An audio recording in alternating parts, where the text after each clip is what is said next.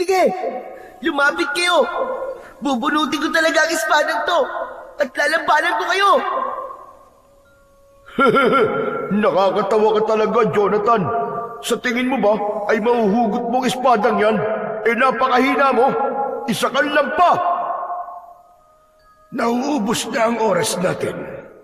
Sa bawat taong napapatay ni Gustavo, ay lalo siyang lumalakas. At kapag mas lumakas pa siya, baka hindi na kayanin ang kapangyarihan ng espada si Gustavo. Masyado kang mabagal, bata. Hindi mo ko matatalo kung ganyan ka gumalaw. Ang dami mo pang sinasabi. Napakaingay mo para sa isang aswang. Magandang araw po sa inyong lahat. Ang kwentong inyong mapapakinggan ay tungkol sa isang batang lalaki na si Jonathan. Isang bata na dahil sa pagiging anak ng basurero ay naging tampulan ng tukso. Sa baryo kung saan siya lumaki ay may isang mahiwagang espada na nakabaon sa lupa. Marami na ang nagtangkang bunutin ang naturang espada, ngunit walang nagtagumpay. At sa hindi inaasahang pangyayari, nahugot ni Jonathan ang espada at doon na nagsimula ang malaking pagbabago sa kanyang buhay. Anong klase ng sumpa nga ba ang kakambal ng espadang yon? Magtatagumpay kaya si Jonathan sa laban niya sa puwersa ng kadiliman at maibabalik pa ba niya ang kapayapaan sa kanilang baryo?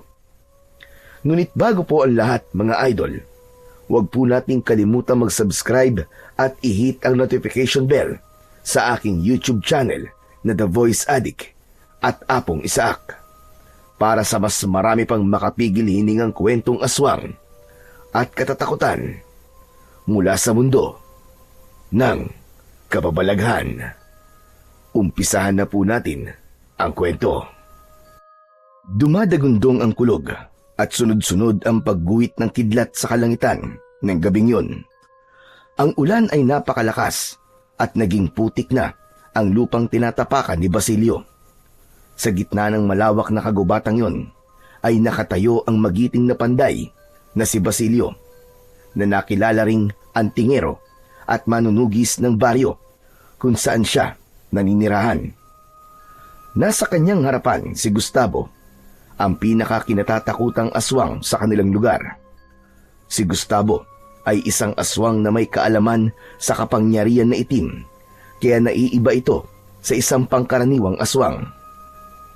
Sa loob ng maraming taon ay marami nang napatay si Gustavo. Hindi lang mga alagang hayop, kundi maging mga inosenteng tao. Nasa kamay ni Basilio ang espada ng Bakunawa. Ang espadang yon ay pinanday mula sa isang itim na metal na natagpuan sa bunganga ng isang bulkan. Habang ang hawakan naman nun ay pinapaniwalaan na gawa sa ngipin ng Bakunawa na isang mitolohikal na dragon na sinasabing lumamon sa buwan nung unang panahon. Katapusan mo na, Gustavo. Tama ng pag-aasik mo ng lagim at kamatayan sa aming baryo. Hindi ang isang panday lang ang tatalo sa akin. Hindi mo ko mapipigilan. Sa isang iglap ay lumipad si Gustavo gamit ang malalaki nitong pakpak. Bumulusok ito pa ibaba sa nakahindang si Basilio. Umiwas naman si Basilio. Mabilis siyang bumaling kay Gustavo. Sinubukan niya itong saksakin gamit ang espada. Ngunit isinalag ni Gustavo ang matigas nitong pakpak. Nagpatuloy ang matinding sagupaan ng dalawa. Bawat galaw ni Gustavo ay sinasabayan ni Basilio ng mas matinding pag-atake. May pagkakataong nasusugatan din si Basilio, ngunit mas lalo siyang tumatapang. Tumuntong si Basilio sa isang malaking bato. Tumalon siya sa direksyon ni Gustavo at pinaulanan ito ng sunod-sunod na hiwa at saksak. Hanggang sa nangihinang bumagsak sa lupa si Gustavo. Tumayo si Basilio sa tabi ng aswang. Itinaas niya ang espada ng Bakunawa at walang pagdadalawang isip na itinarak niya yon sa tapat mismo ng puso ni Gustavo. Umalingaw-ngaw ang malahalimaw na sigaw ni Gustavo sa buong kagubatan. Yumanig ang lupa habang ipinagdidiinan ni Basilio ang espada sa puso ng kanyang kalaban. Hindi na siya nagsayang ng sandali at agad niyang inusal ang dasal na tuluyang magpapabagsak kay Gustavo. Terra antiqua, consuma hostem, umbra profana, redia dabissum, spiritus mali, ligare a eterum, lux vincit, finis piata. Matapos sambitin ni Basilio ang huling kataga ng dasal, ay biglang bumuka ang lupa sa ilalim mismo ni Gustavo at mabilis itong nilamon. Agad na sumarado ang lupa habang ang kalahating bahagi ng espada ay nanatili sa ibabaw ng lupa. Unay na ang kasamaan ay hindi kailanman magwawagi sa kabutihan, Gustavo. Ngayon, habang walang nakakahugot ng espadang yan sa iyong libingan, ay mananatili ka sa ilalim ng lupa. Bagamat sugatan, ay matikas pa rin tumayo si Basilio. Hindi na siya nagtagal sa lugar na yon at naglakad na siya palabas ng gubat upang sabihin sa mga kababaryo niya na tapos na ang madilim na kabanata sa buhay nila dahil napatay na niya si Gustavo. Makalipas ang ilang taon, ang katahimikan at kapayapaan ay patuloy na nananatili sa baryo kung saan minsang naminsala si Gustavo. Sa baryong yon ay nakatira ang isang batang lalaki na si Jonathan. Tanging ang tatay niyang si Emilio na lamang ang kasama niya sa buhay. Ang kanyang ina naman ay matagal na silang iniwanan. Simula nang sumama ito sa isang lalaking ipinagpalit nito sa tatay ni Jonathan, ay hindi niya na ito nakita pa. Masakit para kay Jonathan na pinili ng nanay niya ang ibang lalaki kesa sa kanila. Ngunit inisip na lang niya na nasa maganda ng kalagayan ang nanay niya at hindi na ito makakaranas pa ng hirap. Isang umaga, sumama si Jonathan sa kanyang ama para mangalakal ng basura. Sa ganong paraan sila nabubuhay dahil sa hindi nakatapos ang tatay niya sa pag-aaral. Isa itong mangangalakal ng basura at minsan ay nangongolekta rin ito ng basura ng mga tao sa kanilang baryo upang ito na ang magtapon sa isang lugar kung saan itinatambak ang mga basura. Matapos mangalakal, ay ibinenta na nila Jonathan at Emilio ang nakolekta nilang mga bote, plastik at karton sa isang junk shop. Hindi pa sila umuwi at dumiretso sila sa gubat upang kumuha ng panggatong na kahoy. Sa kanilang paglalakad ay napahinto si Jonathan nang makita niya ang kinakalawang na espada na nakabaon sa lupa. Ang kalahati lang ng espada ang nakalabas. Puno na yun ng lumot at halatang matagal na yung nakabaon doon. Jonathan! Aba, ano tinutunga-tunga ka mo dyan? Tara na! Sa tingin ko marami na rin itong kahoy na nakuha natin. Siguro naman itatagal na rin ito ng ilang araw sa atin. Ay, bakit di nyo kaya subukang hugutin yung espadang yun? Sigurado ako na kahit kalawangin na yun, ay maibibenta pa rin natin yun sa junk shop. Imposible ang sinasabi mo, anak. Para namang hindi mo alam ang kwento ng espadang yan. Alam mo, walang kahit na sinong makakabunot niyan, maliban na lamang sa mandirigmang nagbaon niyan dyan. Si Basilio po yun, di ba? Tama ka, si Basilio nga.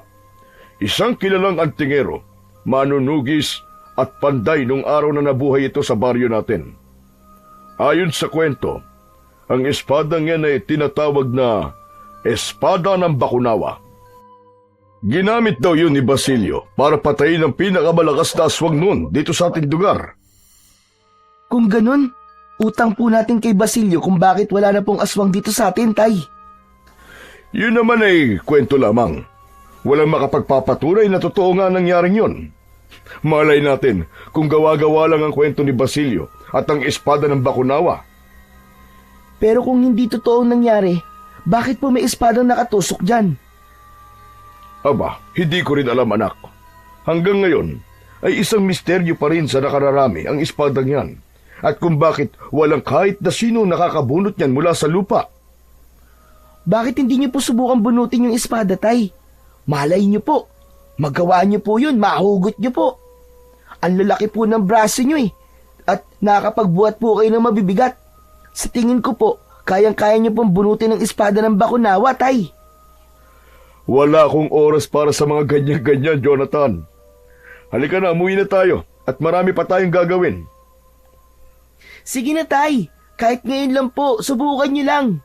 Malay niyo naman, di ba? Mahugot niyo yung espada. E di, isa pala kayong mandirigma. Matamang tumingin si Emilio kay Jonathan. Maya-maya ay napailing ito at mahinang tumawa. O sige. Pagbibigyan kita ngayon ha. Pero ito na ang una't huling beses na gagawin ko to. Yes! Sige po, Tay. Gawin niyo na po, bunutin niyo na. Sigurado po ako, kapag nabunot niyo po ang espada ng Bakunawa, ay maibibenta po natin na malaki yan sa junk shop.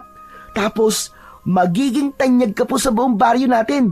Kasi, sa dami po ng sumubok na bunutin yan, ay ikaw lang po nakagawa. Ang dami mo namang kagad sinabi, anak. Nakagawa ka na kagad ng kwento. Hindi ko pa nga nabubunot ang espada eh. Hanggang sa nilapitan na nga ng mag-ama ang espada ng Bakunawa. Hindi inalis ni Jonathan ang tingin sa kanyang tatay na nakapwesto na sa tapat ng espada. 2 kamay ang ginamit ni Emilio para hawakan ang espada. Nang simulang subukang hugutin ni Emilio ang espada, ay lumabas ang ugat sa kamay at braso nito. Bakas ang hirap sa mukha nito, habang si Jonathan naman ay umaasa na magtatagumpay ang tatay niya. Yan, Tay! Sige ba? Kaya niyo yan! Ilabas niyo po ang 100% ng lakas niyo! Isipin niyo po, ikaw si Taguro! Humihingal na binitiwan ni Emilio ang espada ng Bakunawa. Tagaktak ang pawis nito sa muka. Natatawa itong umiling at ginulo ang buhok ni Jonathan. Tay! Bakit sumuko po kayo kaagad? Wala anak eh. Hindi ko talaga kaya. Nakita mo naman, hindi ba? Ni hindi ko nga nagawang magalaw yung espada eh. Ibig sabihin, hindi ko talaga kaya yan. O ayan ha, napagbigyan na kita. Tara na, umuwi na tayo. Lintik kang bata ka. Hiningal tuloy ako eh. Sa huling pagkakataon ay sinulyapan ni Jonathan ang espada ng Bakunawa bago siya sumama sa kanyang tatay palabas ng kagubatan. May hinala na maraming taon nang naroon ang espada ng Bakunawa. Ilan na ring matatapang, malalakas, maging mga dayo mula sa ibang bayan ang nagtangkang bunutin ito. Ngunit lahat ay nabigo. Sa tuwing sasapit ang kapistahan ng baryo ni na Jonathan, ay isa sa mga inaabangang bahagi ng pagdiriwang ay ang palarong inorganisa ng kanilang kapitan na kung saan ang sinumang makakahugot sa espada ng Bakunawa ay pagkakalooban ng malaking gantimpala na 50,000 piso at karangalang ituturing na pinakamalakas sa kanilang lugar. Taon-taon, maraming lumalahok at umaasang sila na ang mapipili ng mahiwagang espada. Ngunit sa bawat pagtatangka, wala ni isa mang makapagpagalaw man lang sa espada. Nang makarating na sina Jonathan sa bahay, ay agad siyang nagpaapoy sa lutuan nila na nasa likod.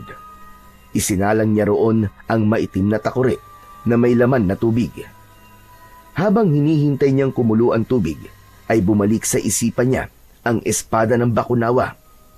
Para sa kanya, ay totoo ang kwento tungkol sa espadang yon. Naniniwala kasi siya sa mga aswang at sa mga kwentong tila na hahaluan ng pantasya. Naputol ang pag-iisip ni Jonathan nang lapitan siya ni Emilio. Inabot nito sa kanya ang 1 buong 20 pesos na papel. Tay, ano pong ipapabili nyo?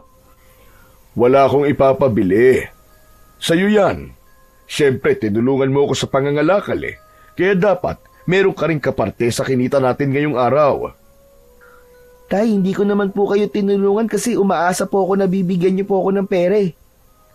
Tay, ang mabuti pa po, idagdag niyo na lang po yan sa pambili natin ng bigas o kaya naman ng ulam.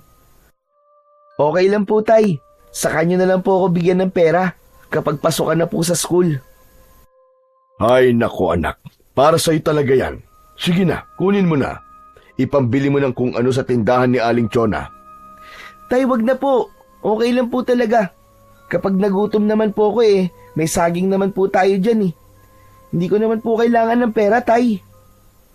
Sigurado ka ba talaga? Opo, sigurado. O siya, kung ganun, hindi na kita pipilitin. Pag kumulo na yung tubig ay magtimpla ka na ng kape natin ha. Aayusin ko lang yung higaan natin sa loob. Pumasok na si Emilio sa maliit nilang bahay na gawa sa sawali ang dingding. Ang bubong nun ay pawid. Meron yung maliit na kwarto kung saan magkasama silang natutulog na mag-ama. Ang banyo nila ay nasa likod ng bahay. Aminado si Jonathan na mahirap ang buhay nila, pero hindi siya nawawalan ng pag-asa na darating din ang araw na makakaahon din sila sa kahirapan. Kaya naman, masigasig siya sa pag-aaral at talagang pinaguhusay niya. Ginagawa niya ang lahat para manatili siya sa isa sa pinakamatalino sa kanilang seksyon. Ang target niya ay makagraduate ng high school bilang isang valedictorian dahil narinig niya na kapag ganun daw ay binibigyan ng full scholarship sa kolehiyo. Alam ni Jonathan na malaking bagay para sa kanilang mag-ama kung makakakuha siya ng full scholarship sa kolehiyo, lalo na't hindi niya alam kung kaya ba ng tatay niya na pag-aralin siya pagkatapos niya ng high school. Nang kumulo na ang tubig sa takure, ay isinali na yon ni Jonathan sa lumang termos. Pumasok na siya sa kanilang bahay at nagtimpla na siya ng kape. Tinawag na niya si Emilio at dumulog na sila sa pagkainan. Bukod sa kape, ay meron din silang suman sa ibos na isinasawsaw ni Jonathan sa asukal. Habang kumakain si Jonathan ng suman sa ibos, ay bigla siyang may naalala. Hanggang sa hindi niya napigilan ang mapaluha. Anak? Aba, bakit ka umiiyak? Hindi ba paborito mo naman ang suman sa ibos? Tay, paano kasi? Bigla ko pong naalala si nanay eh. Hindi po ba gumagawa po siya ng suman sa ibos tapos binibenta niya? At kapag may natitira ay sama-sama po natin kinakain. Tay, miss na miss ko na po si nanay. Hindi na po ba talaga siya babalik dito sa atin? Hindi agad nakapagsalita si Emilio. Naaawa itong nakatingin kay Jonathan. Nangilid din ang kanyang luha at pinilit nitong ngumiti. Anak, kung nasan man ang nanay mo ngayon, ay sigurado akong masaya na siya. Hindi ba sabi ko sa'yo, ay kapag mahal mong isang tao, hahayaan mo kung saan siya masaya, kahit masakit yun para sa'yo. Pero tay, miss na miss ko na po talaga si nanay eh. Tay, baka pwedeng hanapin po natin siya at kumbinsihin po natin siyang umuwi na. Masakit anak, pero kailangan natin tanggapin na hindi na talaga babalik ang nanay mo. Sigurado ko na may bago na siyang pamilya ngayon. Ang dapat mong gawin ngayon anak, ay patuloy kang magsumikap sa buhay. At kapag malaki ka na, at meron ka nang maipagmamalaki, ay pwede mong hanapin ang nanay mo. Hindi kita pipigilan kung yun ang gusto mo anak. Pero habang bata ka pa, ang gusto ko ay mag-aral ka ng mabuti at gagawin ko naman ang lahat para matulungan kang maabot kung anuman ang mga pangarap mo sa buhay. Kahit papano ay gumaan ang pakiramdam ni Jonathan sa mga sinabi ng kanyang ama. Inililis niya pataas ang laylayan ng kanyang damit. Gamit yun ay pinunasan niya ang luha at uhog niya sa muka. Tahimik niyang ipinagpatuloy ang pagkain habang tumatakbo sa isipan niya ang mukha ng kanyang ina na ilang taon na niyang hindi nakikita. Isang umaga, nagising si Jonathan na wala ang tatay niya sa kanilang bahay. Nakita niya sa lamesa sa kusina ang sulat ng kanyang ama, kung saan nakalagay doon na iprito raw niya mamayang tanghali ang tilapia na nasa batalan. Mag-isang nag-almusal si Jonathan. Matapos niyang kumain, ay tinignan niya muna ang drum na lalagyan ng tubig sa banyo. Halos wala na yung laman, kaya naisipan niya na mag-igib. Dala ang 2 timba na may katamtamang laki, ay nagtungo si Jonathan sa poso na ilang metro lamang ang layo mula sa kanilang bahay. Ang poso na yon ay ipinagawa ng kanilang kapitan upang merong pagkunan ng malinis na tubig ang mga tao. Ilang metro na lang ang layo ni Jonathan sa poso nang mapahinto siya. Nasa may poso kasi si Budoy kasama ang 3 pang bata. Naliligo at naglalaro ang mga ito sa tabi ng poso. Si Budoy ay kaedad lang ni Jonathan. Hindi niya alam, pero tila mainit ang dugo nito sa kanya at ugali na nitong asarin siya dahil sa anak siya ng isang basurero, habang ito naman ay anak ng kanilang kapitan. Yari na naman. Huwag na kaya ako mag-igib. Pero kung hindi naman ako mag-iigib, paniguradong si tatay na naman na mag-iigib niyan mamaya. Kawawa naman siya. Kung siya pa ang gagawa nito kasi pagod na siya. Nagkaroon ng pagdadalawang isip si Jonathan na magpunta sa poso dahil baka asarin na naman siya ni Budoy. Ngunit naalala niya ang sinabi ng tatay niya na kahit na anong sabihin ni Budoy sa kanya ay huwag niyang pakikinggan at papaniwalaan. Anito, isipin na lang niya na hangin lang si Budoy, kaya hindi niya ito dapat bigyan ng pansin. Malalim na huminga si Jonathan at saka siya nagpatuloy sa paglalakad. Nang makita siya ni Budoy, ay ngumisi ito at itinuro siya sa 2 nitong kasama. Isinahod ni Jonathan ang isang timba at nagsimula na siyang magbomba ng poso. Ano ba yan? Bakit biglang bumaho? Ayun! Kaya naman pala eh. Nandito ang anak ng basurero. Hoy, Jonathan! Huwag mong sabihin na ipapaligo mo yung tubig na iniigib mo. Hoy! Para sabihin ko sa'yo, kahit maligo ka pa ng maraming beses at gumamit ng ilang libong sabon, hindi na maaalis sa balat mo ang amoy mong basura. Malakas na nagtawanan si Budoy. Hindi nagpakita ng kahit na anong emosyon si Jonathan. Wala siyang ibang nasa isip ng sandaling yun, kundi ang mapununan niya ng tubig ang 2 niyang timba. Pero kahit hindi nagsasalita si Jonathan, ay nagpatuloy pa rin si Budoy sa pang-Alaska. Hoy! Nakita ko yung tatay mo kanina. Nagkakalkal ng basura dala yung sako niya. Para pala siyang aso, no? Hindi pa rin pinansin ni Jonathan si Budoy. Nang mapununan niya ang isang timba, ay agad niyang isinahod ang isa pang timba. Pagkahawak niya sa tubo ng poso, ay hinawakan din yun ni Budoy at matalim ang mga matang tinignan siya nito. Bingi ka ba? At hindi mo naririnig ang mga sinasabi ko sa'yo? Bakit wala kang imik dyan, ha? Budoy, hindi ako nandito para makipag-away sa'yo. Kailangan ko lang talaga mag-igib. Bakit? Sino ba may sabing nakikipag-away ako sa'yo, ha? Sa sinabi mo, parang binibigyan mo tuloy ako ng ideya na makipag-away sa'yo, eh. Saka, bakit ba nag-iigib ka rito? Tatay ko nagpagawa ng posong to, no? Kaya sa amin to. At ako masusunod kung sino lang ang pwedeng gumamit ng poso namin. Pero Budoy, ang perang ginamit sa pagpapagawa ng poso na to ay pera mula sa buwis ng mga tao. Hindi ba pinag-aaralan natin yung sa araling panlipunan? Kaya ibig sabihin ay para sa lahat ng poso na to. Ba't sumasagot-sagot ka na ngayon sa akin, ha? Ano, suntukan tayo? Tara! Kapag nanalo ka sa akin, papayagan na kita mag-igib dito. Alam ni Jonathan na hindi siya dapat pumatol kay Budoy. Isa pa, hindi siya sanay na makipagsuntukan. Kaya ang una niyang naisip ay ang umalis na lamang. Hindi niya na nilagyan ng tubig ang isa niyang timba.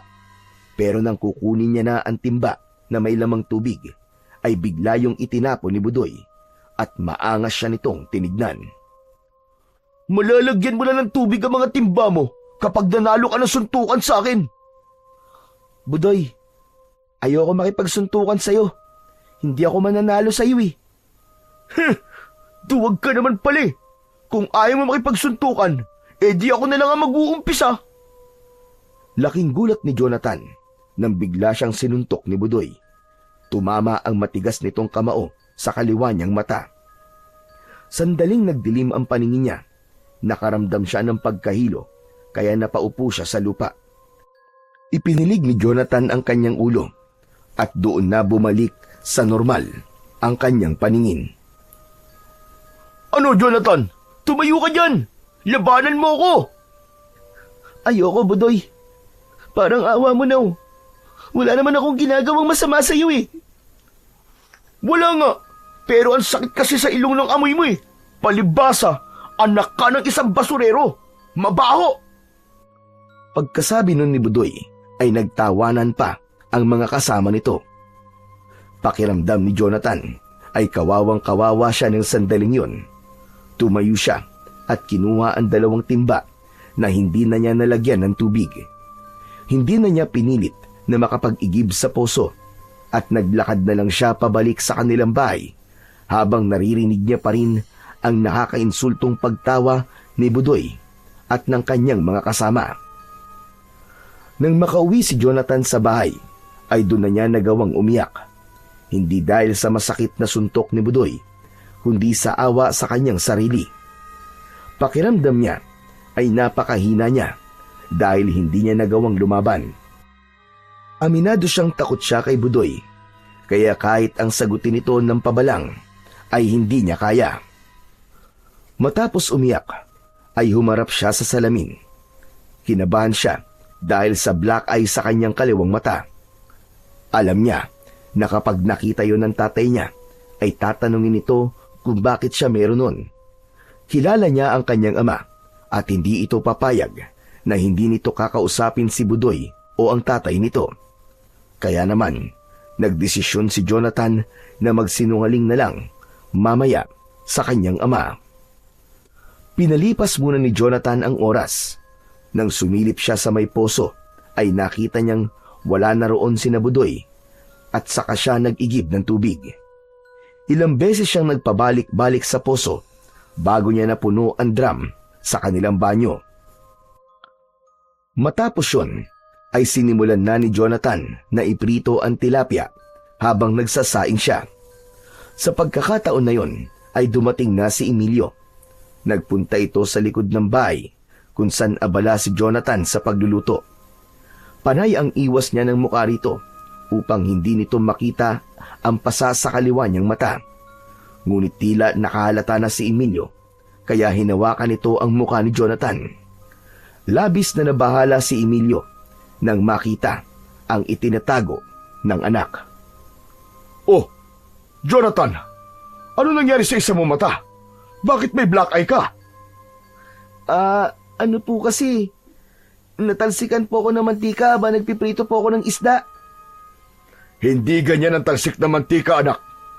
Magsabi ka sa akin ang totoo. Tay, kasi ang totoo po niyan eh. Opo, tinamaan po ako ng tubo ng poso habang nagbobomba po ako kanina, Tay. Yun po talaga ang dahilan kung bakit nagkaganito po ang mata ko. Pero wag po kayong mag-alala, Tay, kasi hindi naman po masakit eh. Ayos lang po ako. Napailing si Emilio na halatang hindi kumbinsido sa sagot ni Jonathan. Jonathan, anak, kilalang kilala kita. Alam ko kapag nagsisinungaling ka. Magsabi ka sa akin ng totoo. May nakaaway ka ba? Kapag hindi ka nagsabi ng totoo sa akin, magagalit ako sa'yo. Napakagat sa labi si Jonathan. Talagang kilala siya ng kanyang ama, kaya hindi siya maaaring magsinungaling dito. Napayuko siya at nagdesisyon na siyang sabihin ang totoong nangyari. Tay, kasi po sinuntok po ako kanina ni Budoy sa may poso. Anak ng... Si Budoy na naman. Ano nangyari at sinuntok ka niya? Mag-iigib po kasi sana ako kanina sa poso. Inaron po si Budoy. Inasar na naman po niya ako. Pero hindi ko naman po siya pinapansin eh. Tapos yun, bigla na lang po niya akong sinuntok sa mata. Lumaban ka ba? Hindi po. Takot po ako kay Budoy eh. Matindi na talaga ang Budoy na yun ah. Ano bang kasalanan mo sa kanya at palagi kanyang pinagtitripan? Tayayaan na lang po natin. Ayos lang naman po ako eh. Lalagyan ko na lang po ito ng yelo mamaya para mabilis po na mawala ang pasa. Hindi. Hindi maaari to. Hindi na ako makakapayag. Hindi ko na pwedeng palagpasin ang ginawa niyang yan sa'yo. Pisikal ka na niyang sinaktan, anak. Ang dapat sa kanya ay tinuturuan na ng leksyon. Bumakas ang pagkabahala sa mukha ni Jonathan, lalo na nang mapansin niya na galit na ang tatay niya. Tay, ano pong gagawin niyo kay Budoy? Basta, tuturuan ko siya ng leksyon. Aalis na sana si Emilio, pero mabilis itong hinawakan ni Jonathan sa braso. Takot na takot siya na baka saktan din ng tatay niya, si Budoy. Tay, wag na po. Hayaan niyo na lang po siya. Ako na lang po ang iiwas sa susunod para hindi na po ito mangyari. Hindi, Jonathan. Dapat ay matigil na itong pananakit at pangaasar niya sa'yo. Palibasa, mukhang hindi siya napagsasabihan ng tatay niya. Pero tay, Pabayaan mo ko, Jonathan, ha? Para din sa itong gagawin ko. Dito ka lang at huwag ka susunod. Tapusin mo ang pagluluto. Napatda si Jonathan. Yun ang unang beses na nasigawan siya ni Emilio ng ganun kalakas. Pakiramdam niya ay ibang tao ito ng sandaling yun. Kusang bumitaw ang kamay niya sa braso nito. Malalaki ang hakbang na lumabas si Emilio sa kanilang bakuran, habang si Jonathan naman ay naiwan na kinakabahan. Napadasal si Jonathan na sana ay walang gawing hindi maganda si Emilio kay Budoy. Tapos nang magluto si Jonathan, pero wala pa rin ang kanyang ama. Hindi na siya mapakali sa loob ng kanilang bahay. Kung ano-ano na ang tumatakbo sa utak niya ng mga sandaling yon. Natakot siya na baka sinaktan ni Emilio si Budoy. Alam niya na kapag ginawa yun ng tatay niya ay maaari itong makulong dahil malinaw na yun ay pang-aabuso sa isang bata. Hindi nagtagal ay bumalik na si Emilio. Dire-diretso ito sa kusina para uminom ng tubig. Naramdaman ni Jonathan ang tensyon kaya sinundan niya ang kanyang ama. tay, ano po nangyari? Ano pong ginawa niyo kay Budoy? Iniisip mo ba na sinaktan ko si Budoy? Opo, hindi po ba yun ang ginawa niyo? Galit na galit po kasi kayo kanina eh. Parang kahit sino pong makakasalubong niyo, ay sasapakin niyo eh. Kahit sinaktan ka ni Budoy, anak, ay hindi ko gagawin kung anong ginawa niya sa'yo. Nasa katinoan pa ang pag-iisip ko. Pero tay, yun nga, ano pong ginawa niyo kay Budoy? Wala akong ginawa kay Budoy, anak. Pero si Kapitan meron. Isinumbong ko kay Kapitan ang ginawa ng anak niya sa'yo. Nagalit si Kapitan kay Budoy at sa mismong harapan ko ay hinampas niya si Budoy ng sinturon sa puwet. Grabe nga ang iyak ni Budoy eh. Hala, nakakaawa naman po siya. Nakakaawa talaga. Pero siguro ay dapat madisiplina din siya kahit minsan para magtinuna. At sana sa ginawa sa kanya ng tatay niya ay magtanda na siya at mapagtanto niya na mali ang manakit siya at namimeste ng ibang tao porkit anak siya ng kapitan. Kaya huwag ka mag-alala, anak. Sigurado ko na hindi ka nagagambalain ni Budoy simula ngayon. Hindi na nagsalita si Jonathan. Alam niya na tamang si Kapitan ang magdisiplina kay Budoy at masaya siya na hindi gumamit ng karahasan ang tatay niya. Ngunit hindi niya pa rin maalis-alis ang takot sa dibdib dahil baka sa nangyari ay lalo siyang pag-initan ni Budoy. Sa mga nagdaan na araw ay napansin ni Jonathan na hindi na siya nilalapitan ni Budoy. Tuwing nagkakasalubong sila ay hindi na ito gaya ng dati na hindi pwedeng kukutsain siya. Pero kahit hindi na siya kinakausap ni Budoy, ay palaging masama ang tingin nito sa kanya na para bang nagbabanta ito. Hindi na lang yun sinabi ni Jonathan sa tatay niya, dahil baka magsumbong ulit ito kay Kapitan. Kahit paano, ay may awa pa rin siyang nararamdaman kay Budoy at ayaw niya na itong mapalo ulit ng tatay nito. Isang umaga, matapos mag-almusal, ay nagpaalam na si Emilio kay Jonathan. O anak, ikaw na muna ang bahala dito sa bahay natin ha. Sumama po kaya ako sa inyo tay sa pangangalakal para meron po kayong tagabuhat ng sako. Huwag na. Masyado matinding init ng araw ngayon, no? Baka sumakit lang ang ulo mo. Dito ka na lamang sa bahay. Gawin mo ang dapat gawin dito. Ikaw nang bahala, ha? Hindi na ipinilit ni Jonathan ang gusto niya at hinayaan niya nang umalis ang kanyang ama. Naghanap na lang siya ng gagawin at nakita niya nakakaunti na ang panggatong nila.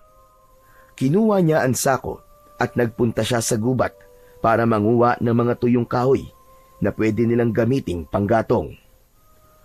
Habang abala si Jonathan sa paghahanap ng panggatong sa gubat, ay napahinto siya nang maramdaman niya na parang merong sumusunod sa kanya. Bukod doon, ay may narinig din siyang tunog ng dahon na tinapakan. Mabilis siyang lumingon at nanlamig siya nang makita niya si Budoy. Kasama nito ang 2 bata na palagi nitong kasama. Anong ginagawa niyo rito? Bakit? Sa iba tong gubat at nagtatanong ka ng ganyan? Akala mo ba ay basta ko na lang papalampasin ang pagsusumbong mo sa tatay mo? Alam mo ba na dahil sa ginawa mo ay napalo ko ng tatay ko? Maniwala ka, Budoy. Pinigilan ko ang tatay ko, pero hindi siya nagpapigil. Ang saya-saya mo siguro kasi napalo ko, no? Pwes, ikaw naman ang papaluin ko. Pinampot ni Budoy ang isang matigas na sanga ng kahoy at inihahampas nito yon ng marahan ng paulit-ulit sa palad nito. Nakatitig ito sa kanya habang may nakakatakot na ngisi sa muka. Kinabahan si Jonathan. Hindi niya inasahan na kahit napalo na si Budoy ng tatay nito, ay hindi pa rin ito titigil sa pang-aaway sa kanya. Nang magsimulang lumapit si Budoy, ay binitiwan ni Jonathan ang hawak na sako at saka siya mabilis na tumakbo palayo. Hinabol siya ni Budoy. Sa pagtakbo niya, ay napigtas ang tsinelas nito, pero hindi yun naging dahilan para tumigil siya. Mas lalo pa niyang binilisan ng pagtakbo dahil alam niya ang mangyayari kapag naabutan siya ni Budoy. Sige lang! Sige lang, Jonathan, tumakbo ka! Dahil kapag naabutan kita, ay hindi ako titigil na bugbugin ka hanggang sa magkulay violet ang buong katawan mo! Kinilabutan si Jonathan nang marinig niya ang malakas na pagtawa ni Budoy na para bang isa itong demonyo. Nang sandaling yon ay naisip niya na wala na siyang ibang magagawa kundi ang maghanap ng bagay na maaari niyang gamitin upang ipagtanggol ang kanyang sarili. Bumagal na kasi ang pagtakbo niya dahil tinamaan na siya ng pagod. Hanggang sa natanaw ni Jonathan ang espada ng bakunawa sa kanyang unahan. Para bang kusa siyang dinala doon ng kanyang mga paa. May kakaibang koneksyon siyang naramdaman sa espada na para bang nakatayo ito roon at naghihintay sa kanya. Huminto siya sa tabi ng espada na nakatusok sa lupa. Habol niya ang paghinga. Tumigil din si Budoy at ang 2 nitong kasama. Oh, bakit tumigil ka sa pagtakbo, ha? Tanggap mo na bang mabubugbog kita sa gubat na to? Huwag kayong lalapit sa akin. Lalabanan ko na talaga kayo. Sawang-sawa na ako na palagi niyo akong inaaway na walang dahilan. Aba, matapang ka na ngayon, ha? Saka anong sinasabi mo na wala kaming dahilan kaya inaaway ka namin? Nakakapikon ka kasi. Nakakapikon niyang pagbumuka mo at ang amoy mo. Nang humakbang si Budoy, ay hinawakan ni Jonathan ang hawakan ng espada ng bakunawa. Napahinto naman si Budoy. Sige, subukan nyo. Lumapit kayo. Bubunutin ko ang espadang to at lalabanan ko kayo. Malakas na tumawa si Budoy. Nakakatawa ka talaga, Jonathan. Clown ka ba, ha? Sa tingin mo ba ay mauhugot mo ang espadang yan? Napakahina mo. Lampa ka. Kahit nga mga lalaking may malalaking katawan ay hindi yan nabubunot. Tapos sasabihin mo, nabubunutin mo yan? Hunghang! Hindi pinansin ni Jonathan ang sinabi ni Budoy. Hindi niya inalis ang mga kamay niya sa espada ng bakunawa. Nang muling humakbang si Budoy palapit sa kanya, ay naging desperado na si Jonathan. Kahit alam ni Jonathan na wala siyang kakayahan na hugutin ang espada ng bakunawa, ay sinubukan pa rin niya. Hinila niya ang espada ng bakunawa at laking gulat niya nang marahan niyang nahugot ang espada sa lupa. Kitang-kita niya ang unti-unting pag-angat nun hanggang sa tuluyan niya nang nahugot ang espada mula sa pagkakabaon nun sa lupa. Biglang lumakas ang hangin ng mga sandaling yun. Binalot ng puting liwanag ang espada ng bakunawa. Nagdagdagan ang mga kalawang at lumot na nakakapit doon. At sa isang iglap ay naging makinang, matalim at bagong-bago ang espada ng bakunawa. Nanginig ang buong katawan ni Jonathan habang hawak ang espada. Si Budoy naman ay halos malaglag ang panga sa labis na pagkabigla. Maging ang mga ito ay hindi makapaniwala sa kanilang nasaksihan. Takot na tumakbo si Budoy palayo kay Jonathan. Naiwan naman si Jonathan na hawak ang espada ng bakunawa. May naramdaman siyang tila kuryente na nagmumula sa espada na dumadaloy sa mga kamay niya papunta sa kanyang buong katawan. Sa labis na pagkabigla ay nabitiwan ni Jonathan ang espada. Nang bumagsak yun sa lupa ay bumalik ang kalawang at lumot na nakakapit sa espada. Hindi to totoo. Nananaginip lang ako. Panaginip lang ang lahat ng ito. Pinagsasasampal niya ang kanyang pisngi ng paulit-ulit. Kinurot din niya ang kanyang braso, pero nanatili siyang gising. Doon niya napagtanto na hindi panaginip ang nangyari at totoong siya ang nakahugot sa espada ng bakunawa. Tatakbo na sana si Jonathan, ngunit bigla siyang natigilan at tinignan niya ang espada. Hindi niya maintindihan, pero patuloy niyang nararamdaman ang koneksyon niya sa bagay na yon. Naisip niya na kung iiwan niya yun doon, ay baka makuha pa yun ng ibang tao. Kaya naman, agad niyang binalikan ang espada at dinampot niya yon. Muling nawala ang kalawang at lumot ng espada nang hawakan niya yon. Labis din ang kanyang pagtataka dahil kahit malaki ang espada at mukhang mabigat, ay napakagaan lang nun para sa kanyang mga kamay. Pagdating ni Jonathan sa bahay nila, ay itinago niya kagad ang espada ng bakunawa sa ilalim ng papag. Hindi niya alam kung dapat ba niyang ipaalam yon sa kanyang ama. Maya-maya ay dumating na ang kanyang ama na si Emilio mula sa pangangalakal. Kinakabahan na nagmano si Jonathan sa kanyang tatay. Napakunot noon naman si Emilio nang mapansing tila balisa ang kanyang anak. Jonathan, ba't parang takot na takot ka? Huwag mo sabihin na inaway ka ulit ni Budoy. Hindi po, tay. Eh bakit ganyan ang itsura mo? May nangyari ba? Sandaling nanahimik si Jonathan. Napagtanto niya na kailangang malaman ng kanyang ama ang nangyari dahil sa kanilang dalawa ay mas alam nito kung ano ang dapat nilang gawin. Tay, may papakita po ako sa inyo. Sumama po kayo sa akin, dali. Tumalikod si Jonathan at pumasok sa kwarto nila. Nagtatakang sumunod naman si Emilio sa kanya. Ano ba yun? Ano ba ipapakita mo sa akin? Sumilip po kayo sa ilalim ng higaan natin, tay. May pagtataka man ay sinunod pa rin ni Emilio si Jonathan. Yumukod ito at sumilip sa ilalim ng kanilang papag. Nang muling tumingin si Emilio kay Jonathan, ay nanlalaki na ang mga mata nito.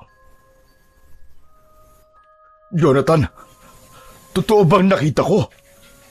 Hindi ba ang espada ng bakunawa to? Opo, tay. Tama po kayo. Teka, paanong? Huwag mong sabihin na nagawa mong bunutin ang espada. Ganun na nga po, tay. Hinabol po kasi ako ni Budoy sa gubat kanina. Tapos natakot po ako na saktan nila ako. Kaya sinubukan ko pong hugutin ang espada ng Bakunawa. At hindi ko po inaasahan na magagawa ko pong bunutin yan. Lumapit si Emilio kay Jonathan at hinawakan siya nito sa magkabila ang balikat. Anak, sabihin mo, paano mo nahugot ang espada ng Bakunawa? Hindi ko nga rin po alam, tay. Kahit nga po ako nagtataka, hindi naman po ako malakas. Pero sa dami po na sumubok na hugutin yan, ay ako lang pala ang magtatagumpay. Kung ganun, kakausapin ko si Kapitan. Sasabihin ko na ikaw ang nakabunot ng espada ng Bakunawa. Baka ibigay na niya ang premyo sa'yo. Ibig sabihin, tay, mayaman na tayo? Parang ganun na nga. Pwede natin gamitin yung perang yun para magpatayo tayo ng negosyo. Kahit bumili tayo ng pananim at magtanim tayo ng gulay sa likod ng bahay natin. Mapapaayos na rin natin tong bahay natin, anak. Isang malaking ngiti ang sumilay sa labi ni Jonathan. Nang sandaling yun, ay kakaibang saya ang bumalot sa puso niya. Sandali nga. Gusto kong hawakan ang espada ng Bakunawa. Yumukod si Emilio. Hinawakan niya ang espada na nasa ilalim ng higaan. Pinilit nito yung hilain, pero hindi ito nagtagumpay. Hindi man lang natinag ang espada. Sandali. Aba, bakit hindi ko mabuhat ito? Napakabigat. Ngunit nang si Jonathan ang sumubok na kunin ang espada, ay madali niya yung nagawa. Muling nawala ang kalawang at lumot na nakabalot sa espada nang mahawakan niya yon. Labis namang namangha si Emilio. Kung ganun, ikaw lang ang nakakabuhat sa espada ng Bakunawa, anak. At paanong nawala ang kalawang at lumot niya nang mahawakan mo? Hindi ko rin po alam talaga, tay. Ang totoo, naguguluhan po talaga ako sa nangyayari ngayon. Okay, sige, ganito na lang. Saka na natin isipin yan. Pupuntahan ko muna si Kapitan at sasabihin ko na nahugot mo na ang espada ng Bakunawa. Nagmamadaling umalis si Emilio habang si Jonathan ay hawak pa rin ng espada. Hanggang sa sandaling yun ay nagtataka pa rin siya kung bakit sa dami ng mas malalakas na kalalakihan na sumubok na hugutin ng espada, ay siya pa ang nagtagumpay na kunin yon mula sa gubat. Nagpunta kagad si Emilio sa barangay hall upang sabihin sa kanilang kapitan ang tungkol sa paghugot ni Jonathan sa espada ng Bakunawa. Sa una ay hindi naniwala ang kapitan hanggang sa nagpasya itong magtungo sa bahay ni Jonathan. Hindi ito makapaniwala nang makitang hawak ni Jonathan ang espada. Sinubukan pa nitong buhatin ng espada, ngunit hindi man lang yun naiangat ni kapitan. Nang si Jonathan naman ang sumubok, ay magaan lang nitong naitaas ang espada na parang isang patpat. Dahil doon ay iginawad ng kapitan ang matagal nang ipinangakong gantimpala na 50,000 piso para sa sinumang makakahugot ng espada. Nung mga panahong yon, ay malaking halaga na ang 50,000 piso. Para itong triple sa pera natin ngayon. Naging usap-usapan si Jonathan sa buong baryo at mula sa pagiging inaapi ay naging tinitingala ng lahat. Si Budoy naman, ang batang palaging nangungutya sa kanya, ay nagsimulang umiwas at hindi na muling inaway si Jonathan. May ilang matatanda at kabataan pa ang sumubok na buhati ng espada, pero walang nagtatagumpay. Si Jonathan lang talaga ang kayang humawak at magbuhat nito, na siyang lalong nagpatibay sa paniniwalang may kakaibang dahilan kung bakit siya ang napili ng espada ng Bakunawa. Ang gantimpalang pera ay ginamit nina Emilio at Jonathan sa mabuting paraan.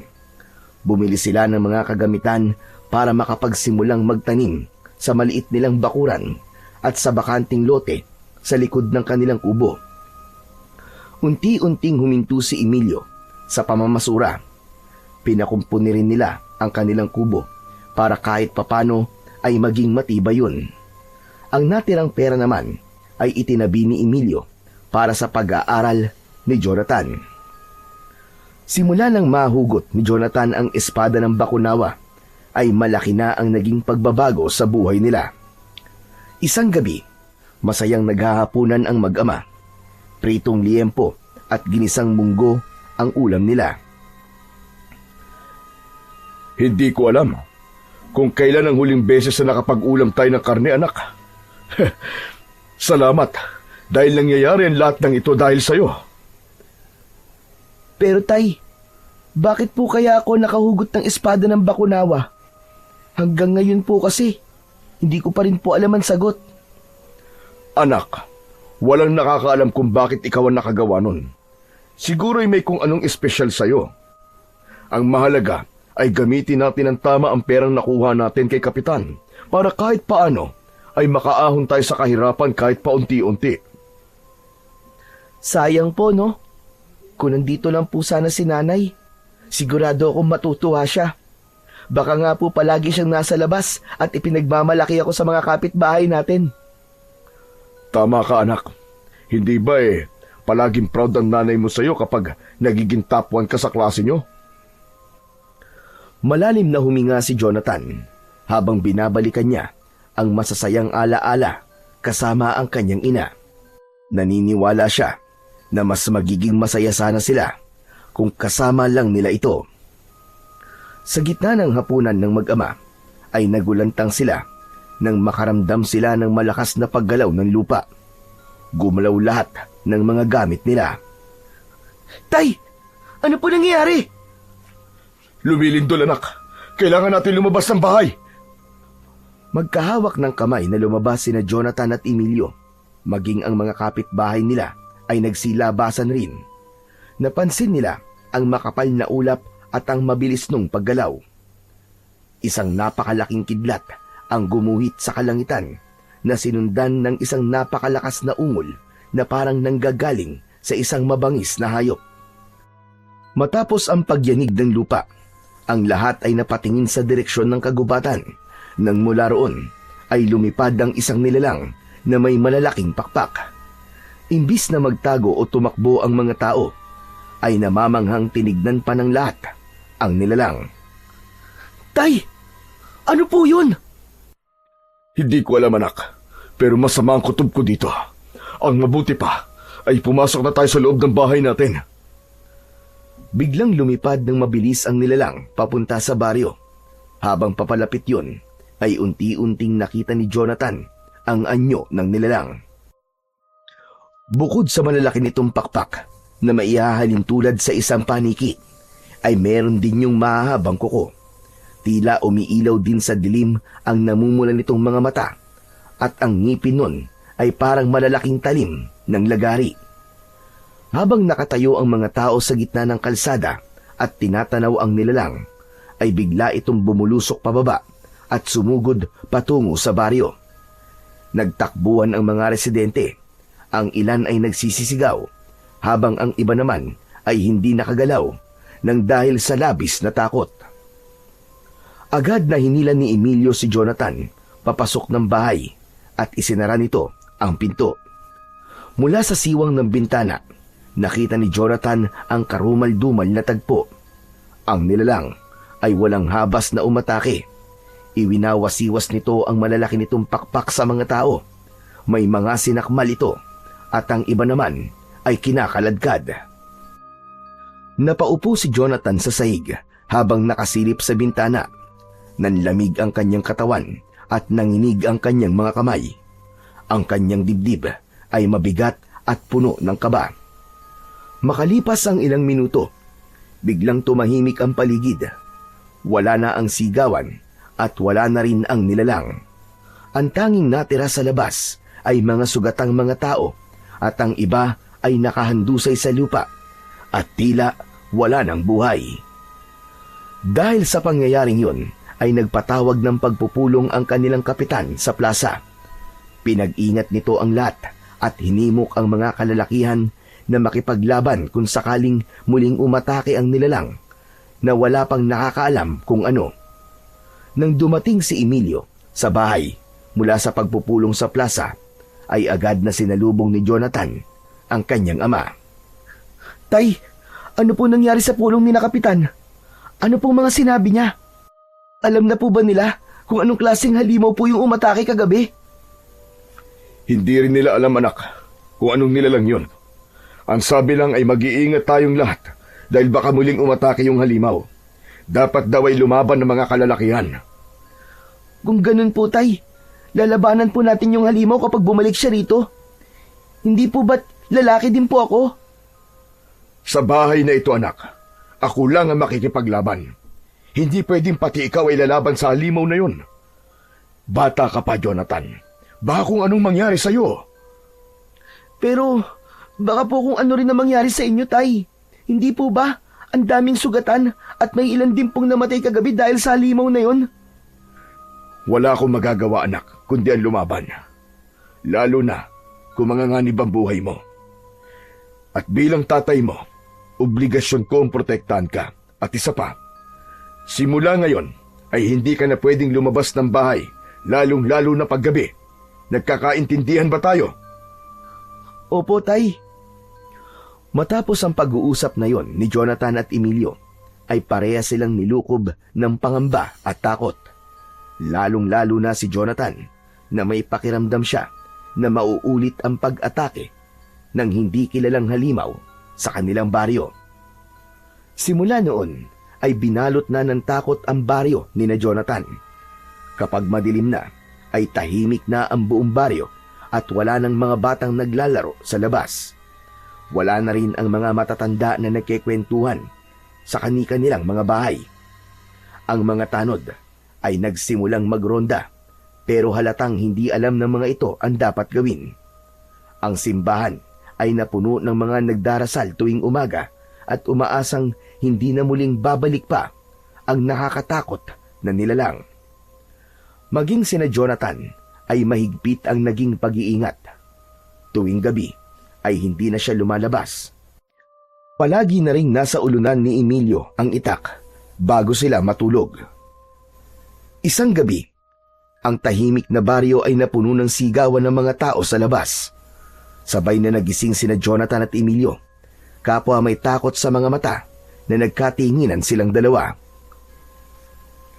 Anak nang, ito na nga ba at sinasabi ko? Mukhang bumalik na ang halimaw. Agad na kinuha ni Emilio ang itak na nasa ilalim ng una nito. Bababa na sana ito ng papag nang hawakan bigla ito ni Jonathan sa kanyang braso. Tay, sandali lang! Saan po kayo pupunta? Sa labas, anak. Kailangan kong tumulong na makipaglaban dun sa nilalang na yon. Pero Tay, baka mapahamak ka po. Mapahamak o hindi, anak, ay wala akong pakialam. Nangako ko kay Kapitan na isa ako sa haharap sa halimaw na yon. Dito ka lang sa loob ng bahay. Huwag na huwag kang lalabas dito kahit na anong mangyari.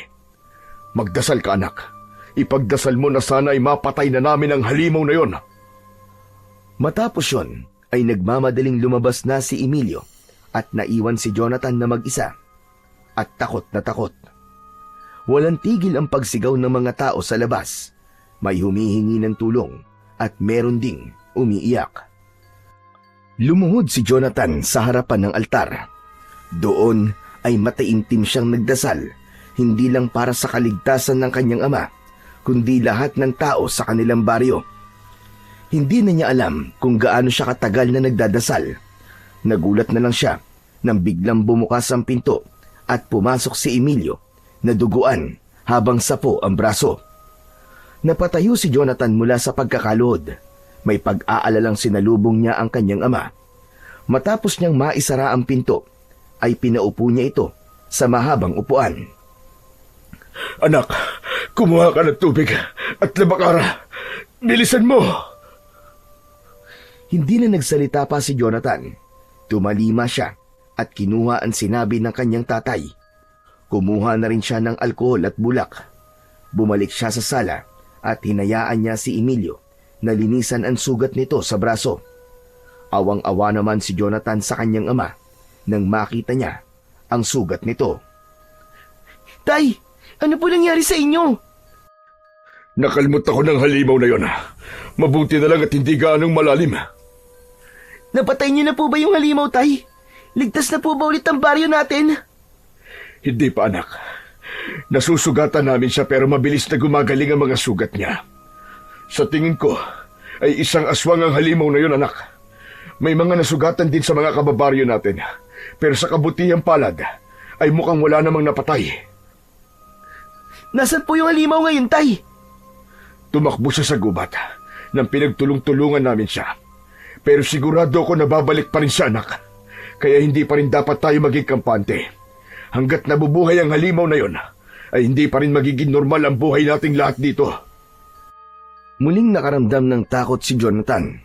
Ganun pa man, labis ang pasasalamat niya sa Diyos dahil buhay ang kanyang ama. Kinabukasan ng umaga, sa kabila ng sugat na natamo ni Emilio, ay inisikaso pa rin nito ang mga tanim na gulay nila sa likod ng bahay. Tinulungan ito ni Jonathan upang hindi ito masyadong mapagod, at pagkatapos maligo ay nagpalit na ng damit si Emilio. Saan po ang punta niyo, Tay? Sa kabilang baryo, bibili lang ako ng mga bagong binhi. Mabilis lang ako kaya huwag kang aalis dito sa bahay, ha? Pagkaalis ni Emilio, ay ginawa na kagad ni Jonathan ang mga dapat niyang gawin. Hinugasan niya ang mga pinagkainan nila, nag-igib siya ng tubig at nagwalis sa harapan ng kanilang bakuran. Habang nagwawalis, ay natigilan si Jonathan nang mapansin niya ang isang matandang lalaki na nakatayo sa labas ng kanilang bakuran. Nakasuot yon ng lumang kamiseta at maluwag na pantalon. Ang buhok ng matanda ay puro puti na.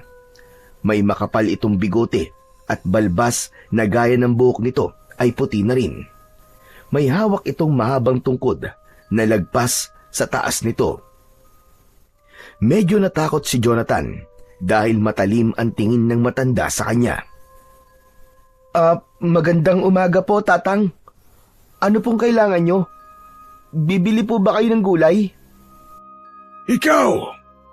Ikaw ang batang nakahugot ng espada ng Bakunawa. Nakita ko ang apoy sa iyong dibdib. Hindi ako maaaring magkamali. Tatang, ako nga po yun. Pero, ano pong apoy yung sinasabi nyo? Napaatras si Jonathan nang marahang naglakad ang matanda palapit sa kanya. Hindi nito inalis ang mata nito sa kanya. Huminto ang matanda sa harapan ni Jonathan at hindi niya inaasahan na mahina nitong pupukpukin ang ulo niya gamit ang tungkod nito. Napahawak siya sa ibabaw ng kanyang ulo. Aray ko naman, Tatang. Bakit po nananakit kayo bigla? Dahil ikaw ang dahilan kung bakit muling nabuhay si Gustavo. Ano po? Wala po akong kilalang Gustavo eh. Nalipasan lang po yata kayo ng gutom kaya kung ano-ano pong sinasabi nyo. May pandesal at itlog po kami sa loob. Gusto niyo po bang kumain muna? Si Gustavo. Siya ang aswang na sumasalakay ngayon dito sa inyong baryo. Ikaw ang may kagagawan kung bakit siya bumangon sa kanyang libingan. Teka, Lolo. Wala po akong alam sa sinasabi nyo. Naputol sa pagsasalita si Jonathan nang makita niya ang paparating na si Emilio. Lumapit ito kay Jonathan at tinignan nito ang estrangherong matandang lalaki. Sino po kayo, Tang? Ikaw ba ang ama ng batang ito? Ako nga po, bakit po? May ginawa po ba ang anak ko sa inyo? Hindi lang sa akin, kundi sa ating lahat. Ako si Basilio. Ako ang unang nagmamayari ng espada ng Bakunawa. Gulat na nagkatinginan sina Jonathan at Emilio. Pwede po bang sa loob na po tayo mag-usap? Halina po kayo. Nagpatiuna si Emilio na pumasok sa loob ng bahay habang nakasunod naman si Jonathan. Panay ang lingon niya sa matanda dahil baka hampasin na naman siya nito ng tungkod. Pinaupo nila ang matanda sa pang-isahang upuan habang ang mag-ama naman ay magkatabi sa mahabang upuan. Totoo po ba sinabi nyo na kayo po si Basilio na nagtusok ng espada ng Bakunawa sa gubat? Yung tumalo noon sa isang napakalakas na aswang? Dapat ko pa bang ulitin ang sinabi ko? Pero Tatang, ang akala ko ba ay gawa-gawa lang ang kwento tungkol sa inyo? Saka, paano niyo po mapapatunayan na totoo ang sinasabi nyo? Nasaan ang espada ng Bakunawa? Dalhin niyo sa akin. Muling nagkatinginan ang mag-ama. Nang tumango si Emilio, ay kinuha na ni Jonathan ang malaking espada sa ilalim ng higaan. Akin na ang espada, bata. Ibigay mo sa akin. Pero tatang, ako lang po nakakabuhat nito eh. Baka pag binigay ko po to sa inyo mabalian po kayo ng buto. Basta ibigay mo na lamang sa akin. O yan na po. Hindi niyo naman po kailangan sumigaw at magalit eh. Basta binalaan ko na po kayo May pag-aalinlangan na inabot ni Jonathan ang espada ng bakunawa sa matandang lalaki. Tumayo ang matanda at kinuha nito mula sa kanya ang espada. Nanlaki ang mga mata nila nang nagawang buhati ng matanda ang espada. Yun nga lang, naging makalawang at puno ng lumot ang espada sa kamay nito. Iwinasiwas pa ng matanda ang espada at pinaikot-ikot sa itaas ng ulo nito. Napayuko si Jonathan dahil muntik na siyang tamaan ng espada. Tama na po, tatang. Baka mapugutan niyo pa po ako ng ulo eh. Naniniwala na po kami na kayo nga po si Basilio. Huminto ang matandang si Basilio at ibinalik nito ang espada ng bakunawa sa bata. Nawala ang kalawang at lumot ng espada nang hawakan yun ni Jonathan. Pero tatang, kung kayo nga po si Basilio, bakit hindi po nawala ang kalawang at lumot ng espada ng hawakan nyo? Bilang dating tagapangalaga ng espada ng bakunawa, ay may kakayahan pa rin akong buhatin ito. Ngunit ang kapangyarihan nitong taglay ay wala na sa akin, kundi nasa anak mo na. Siya lamang ang may kakayahang gamitin ang kapangyarihan ng espada dahil siya na ang bago nitong pinili. Pinili? Bakit po sa dami ng malalakas na tao dito sa baryo namin, ay ako pa po ang pinili ng espada ng bakunawa? Bakit ako lang po nakahugot dito sa lupa? Hindi sa lakas o laki ng katawan ang basehan ng espada sa pagpili ng susunod nitong magmamayari, kundi sa nilalaman ng puso ng isang tao at kung gaano kalinis ang kanyang hangarin. Nararamdaman ito kung malinis ang intensyon ng uhugot dito o hindi. Ngunit ang paghugot mo sa espada ng bakunawa ang muling nagdala ng dilubyo sa baryong ito. Ikaw ang dahilan kung bakit muling nabuhay si Gustavo, ang sinauna at malakas na aswang na ngayon ay nananalasa na sa lugar na ito. Ano po? Bakit naman po ako? Ano pong kinalaman ko doon? Matiim na tumingin si Lolo Basilio kay Jonathan. Ang espada ng bakunawa ay hindi lamang tumalo noon kay Gustavo. Hindi basta-basta mapapatay ang gaya niyang aswang na may kaalaman sa itim na kapangyarihan. Kaya ginamit ko ang espada upang gawing selyo o harang upang hindi na muling makabangon pa si Gustavo sa kanyang libingan. Kaya naman, nang hugutin mo ang espada, ay natanggal ang selyo na yon at nakawala siyang muli. Hindi namin alam ang kwento na yan, tatang. Ang alam lang namin ay walang kahit na sinong may kakayang hugutin ang espada ng bakunawa. Kung alam lang sana namin di sana hindi na hinugot ng anak ko ang espada. Yan ang mahirap sa ibang tao. Kahit walang alam sa isang bagay, ay papakialaman pa rin ito. Ngunit wala ng oras para magsisihan. Kailangan maibalik si Gustavo sa kanyang libingan bago pa madagdagan ang kanyang mga biktima. Lumapit si Jonathan kay Lolo Basilio. Inabot niya rito ang espada.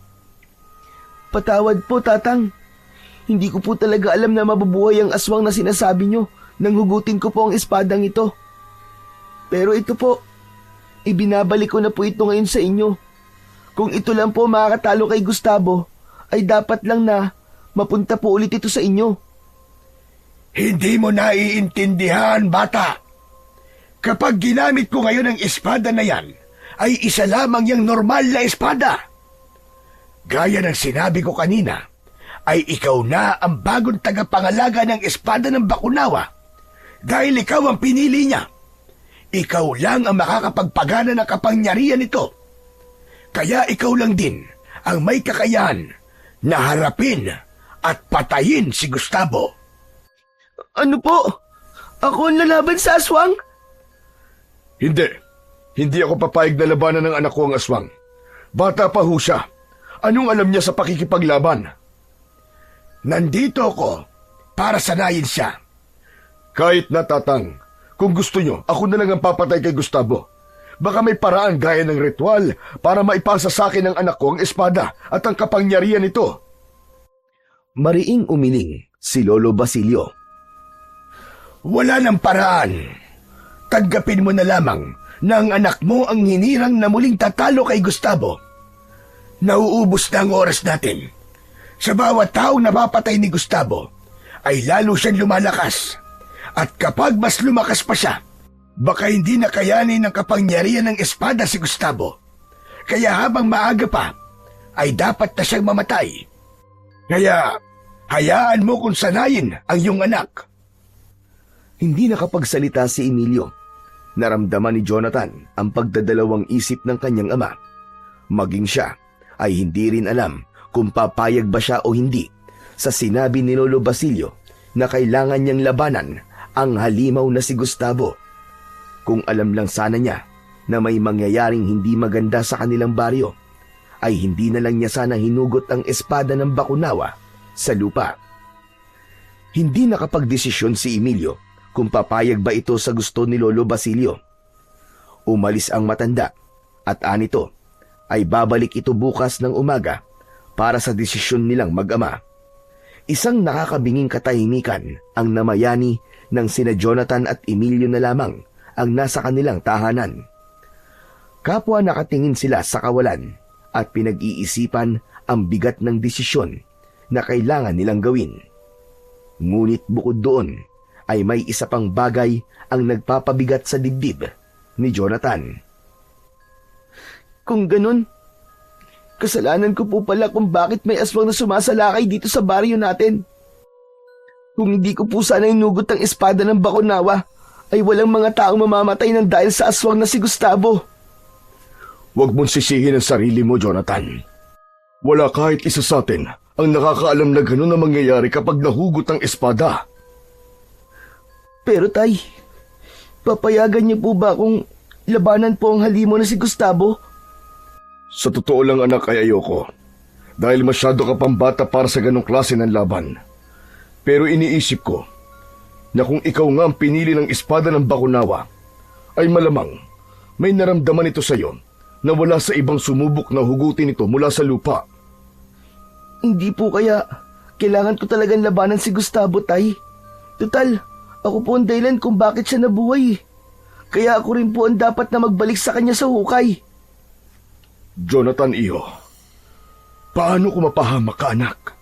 Ayokong pati ikaw ay mawala sa akin. Ikaw na lamang ang meron ako. Gaya nga po na sinabi niyo, tay. Baka nga po may nakita o nararamdaman sa akin ng espada ng Bakunawa, kaya ako po ang napili niya. Hindi naman po siguro ako pipiliin ng espada kung alam nitong hindi ko kayang talunin si Gustavo, di ba? Kaya tay, sana po ipayagan niyo na po ako. Nangangako po ako sa inyo, nagagalingan ko po talaga at hindi po ako mamamatay. Hayaan mong pag-isipan ko muna, anak, kung ano magiging desisyon ko.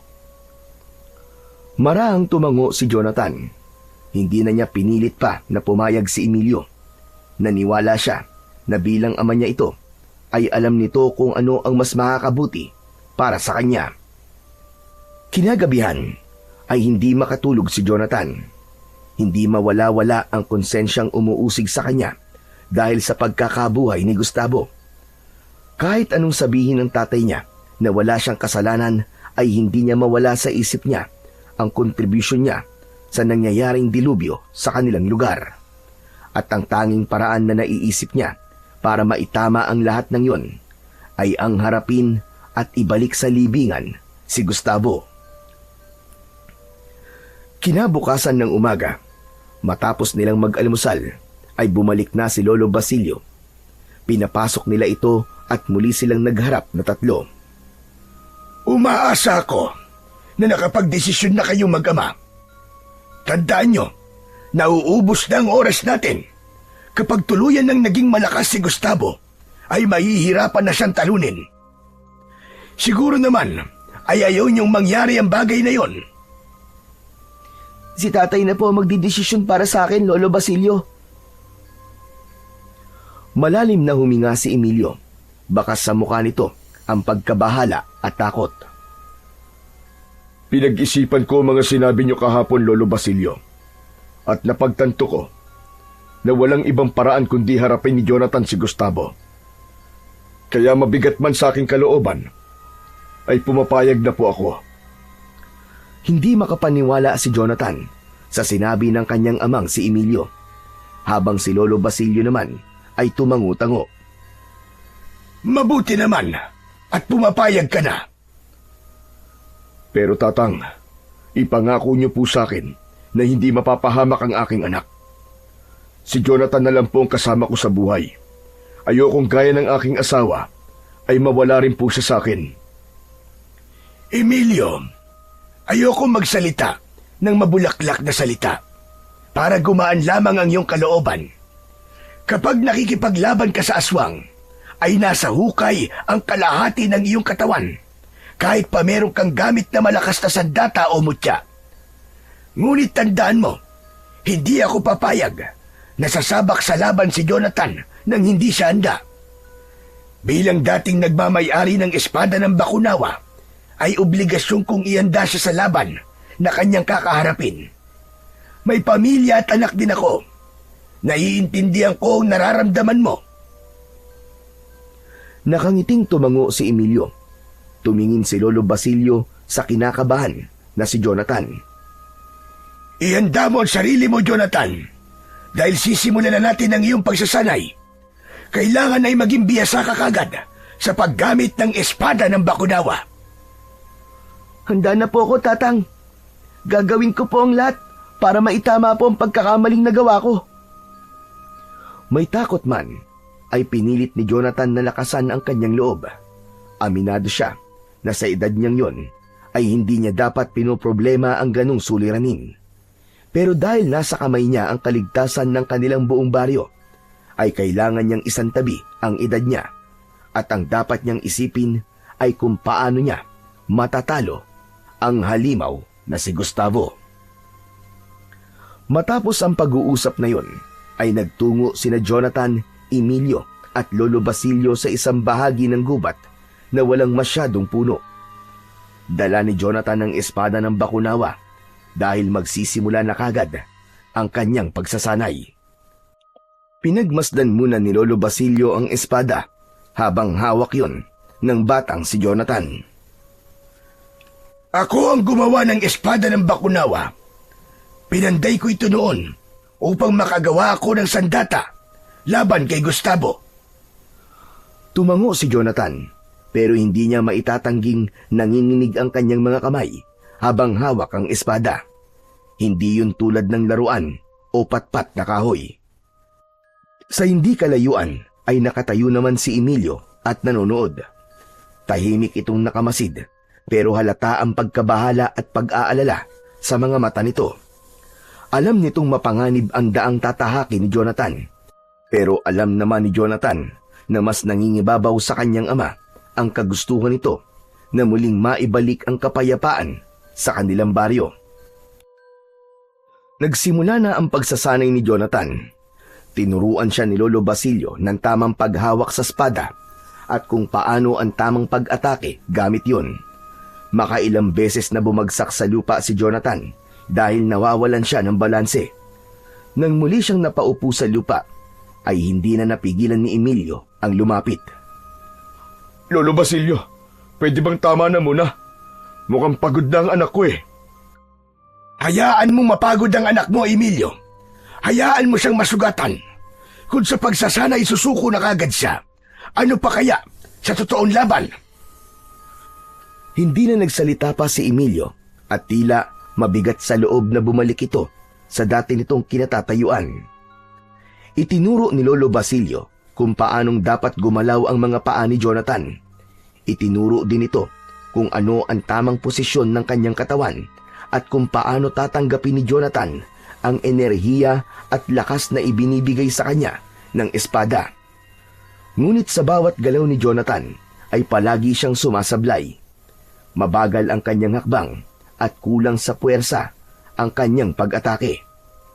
Ilang beses niya ring nabitiwan ang espada ng Bakunawa, kaya tila nawawalan na siya ng pag-asa. Ang hirap naman po ng pinapagawa niyo sa akin, Tatang. Hindi mo kailangan maging mahusay kagad, Iho. Sapat nang alam mo kung paano gamitin ang tama ang espada. Pero kailangan mong maging matatag.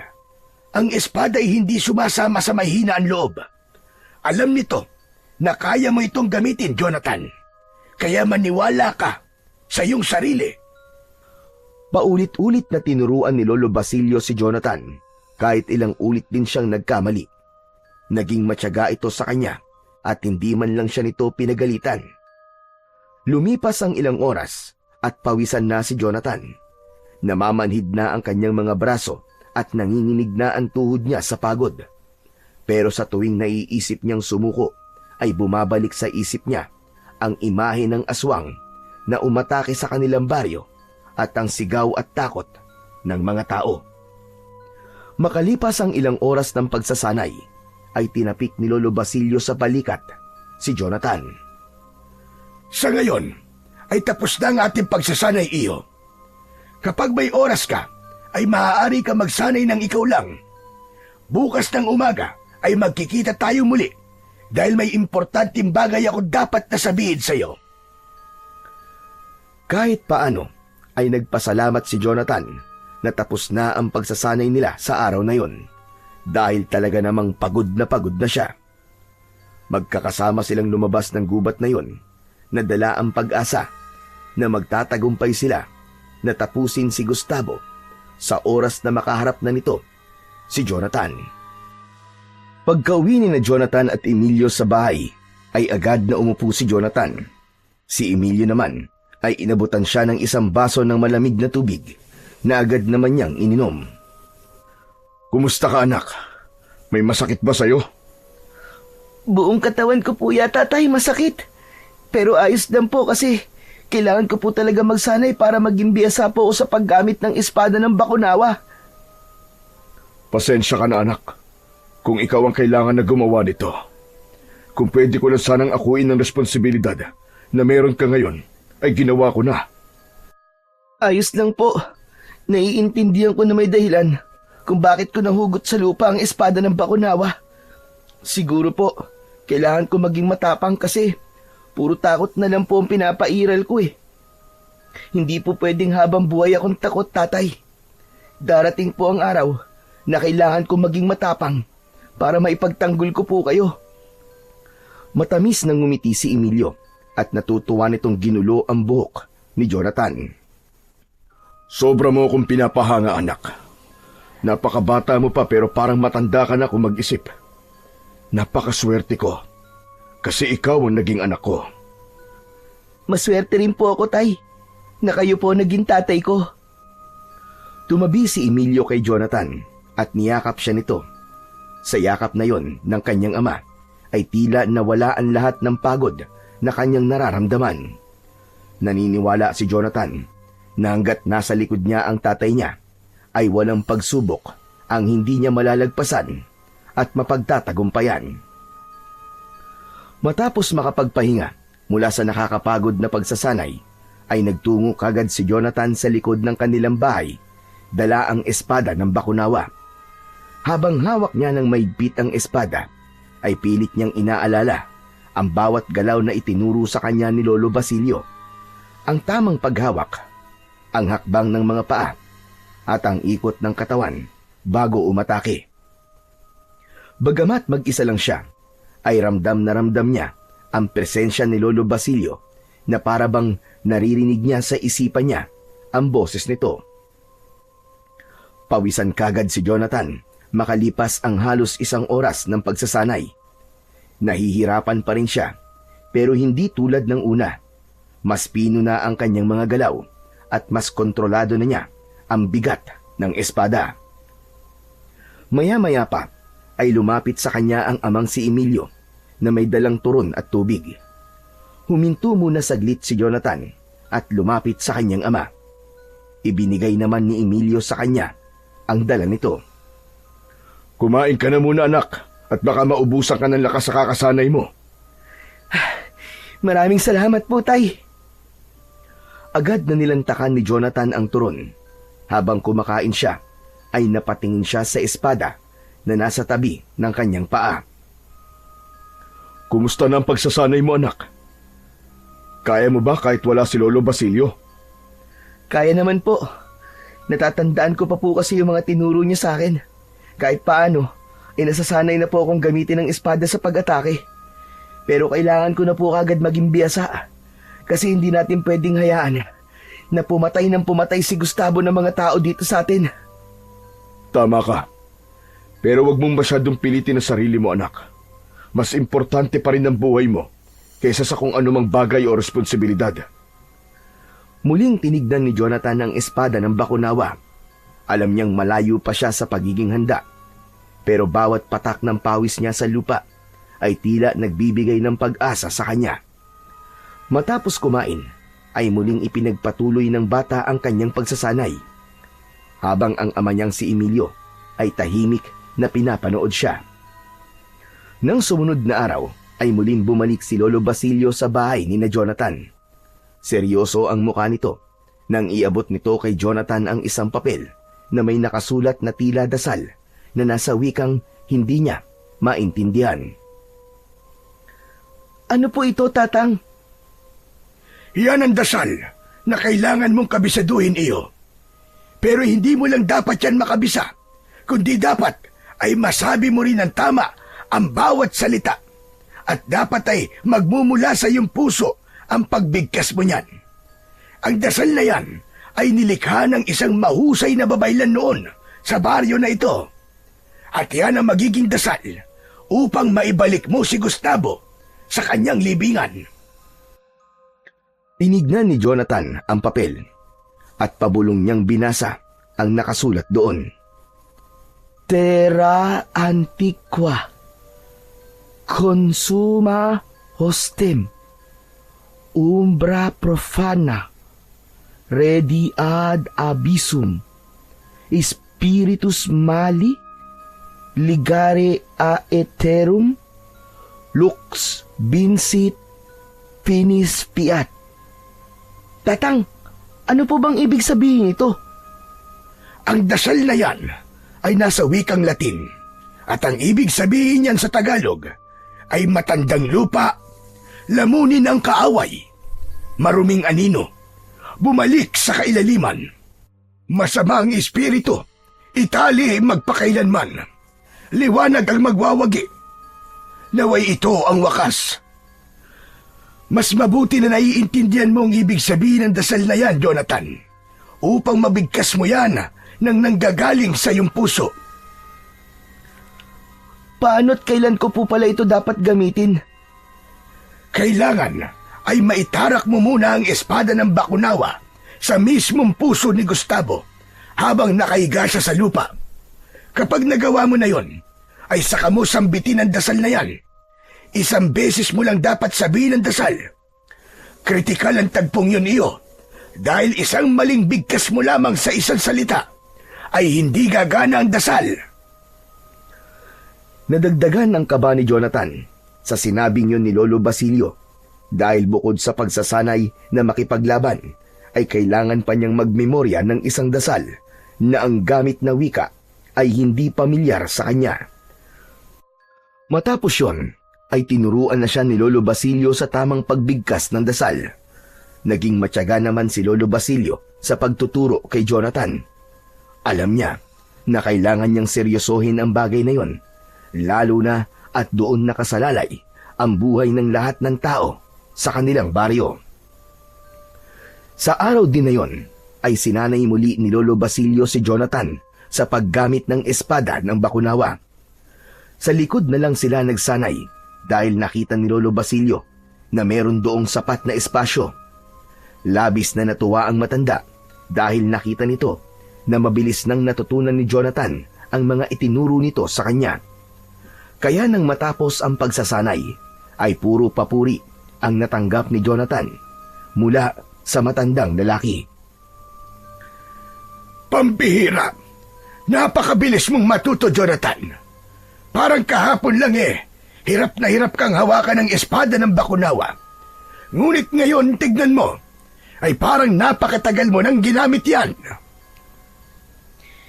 Pagkatapos po kasi nating magsanay kahapon, ay nagsanay po ulit ako dito sa bahay. Mabuti naman kung ganon. Sa tingin ko, ay handa ka na kahit papano. Ang dasal na lamang ang aralin mo. Memoryado ko na po ang dasal, Lolo Basilio. Ang sasanayin ko lang po ay ang tamang pagbigkas. Tumangu-tangu naman si Lolo Basilio. Nawala ang ngiti nito at sumeryoso ang muka ng matanda. Jonathan Iyo, sa totoo lang, ay hindi ko inaasahan na isang bata ang susunod na magiging tagapangalaga ng espada ng Bakunawa. Pero itong tandaan mo, hindi porket bata ka, ay hindi ka nakarapat-dapat. Ang puso mo ang nagbibigay rito ng tunay na kapangyarihan sa espada. Ang isang tunay na mandirigma ay hindi lang marunong humawak ng sandata. Marunong din siyang tumayo kahit sugatan, lumaban kahit takot, at magtiwala sa sarili kahit lahat ay nagdududa. At ikaw yon, Jonathan. Wala nang iba pa.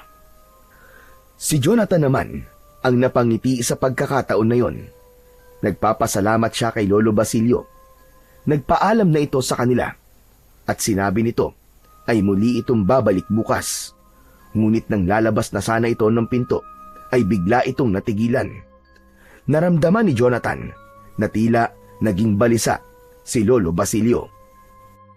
Bakit po, Tatang? May problema po ba? May masama ako naaamoy sa hangin. Masangsang. Sa tingin ko, ay magaganap na mamayang gabi ang muling pagsalakay ni Gustavo. Hindi na muna ako aalis. Dito muna ako. Kailangan ay nasa tabi mo ko kapag hinarap mo na si Gustavo. Nagkatinginan sina Jonathan at ang ama niyang si Emilio. Bagamat kinakabahan, ay pilit na pinapatatag ni Jonathan ang kanyang sarili. Alam niya na sa darating na gabi ay makakaharap na niya si Gustavo, ngunit hindi niya akalain na ganun yun kabilis mangyayari. Pagsapit ng gabi ay nakaupo sa may sala sina Jonathan.